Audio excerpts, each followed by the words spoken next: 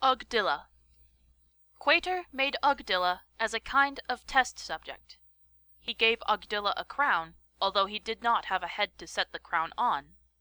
Ogdilla is a mass of blue gas that is barely self-aware.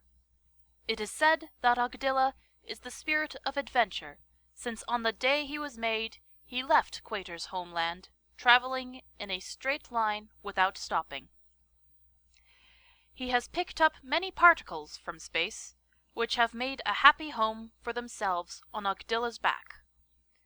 Ogdilla is now 1,000,000 times the size he was when Quater made him, and his inhabitants include the specks of Rhylinate.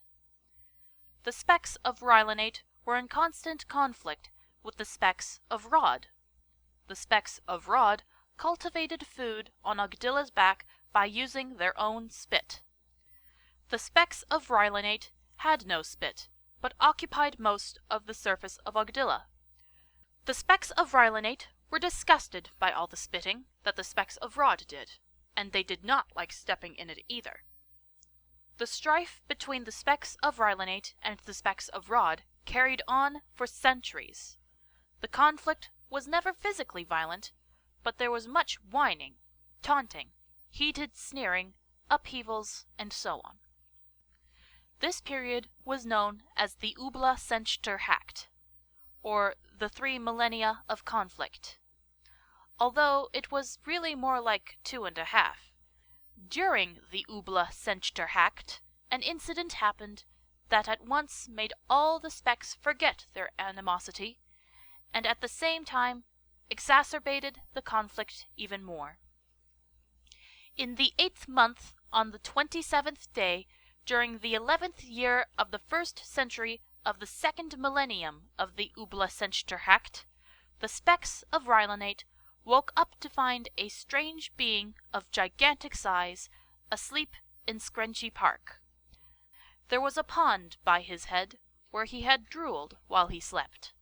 A crowd of specks gathered around the Titan as the morning hours went by. The larger the crowd grew, the more the specks talked among themselves. The hubbub finally became so loud that the giant awoke and sat up. The giant showed his great teeth and growled at them from deep within his huge body. The specks fed him for fear of being eaten alive. The giant could easily have thrown 3 or 4 of them into his mouth at once. He was very bizarre looking, even for a giant. He was like nothing they had ever seen before. His head had a ring of flesh on it that started almost at the very top, then looped down and joined his head again at the jaw. 3 specks, one on top of the other, could have stood up inside the ring.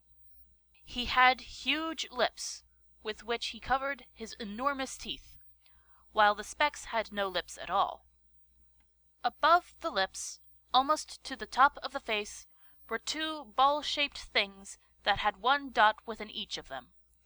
The giant seemed to use them to observe things, since the dots moved and pointed at whoever was speaking to him. His torso was short for his size, while his legs were extremely long. Out of his chest stuck 3 spiked horns.